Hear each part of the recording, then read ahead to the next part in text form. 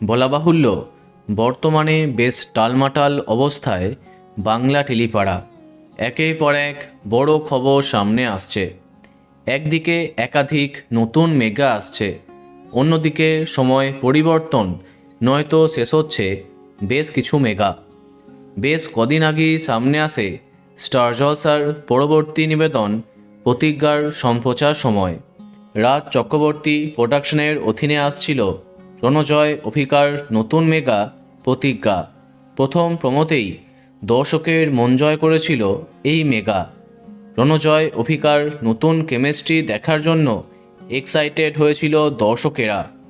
বলা হয়েছিল আগামী 7ই এপ্রিল থেকে 9:30 আসবে প্রতিজ্ঞা, অর্থাৎ আগামীকাল থেকে টেলিকাস্ট আরম্ভ হয়ে যেত। কিন্তু তেমন কিছু হচ্ছে না।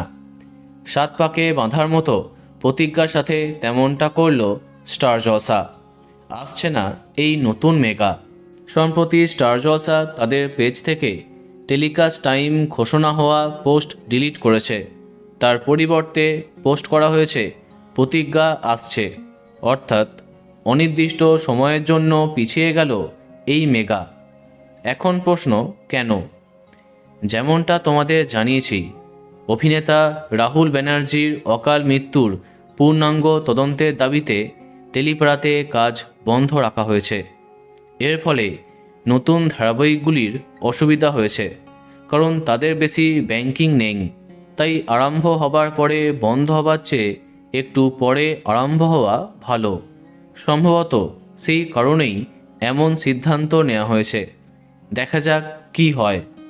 তো বন্ধুরা, এ বিষয়ে তোমার কি মন্তব্য কমেন্টে জানাতে পারো। আর এই রকমই আরও অনেক ভিডিও পেতে সাবস্ক্রাইব কারেন্ট বস। ধন্যবাদ।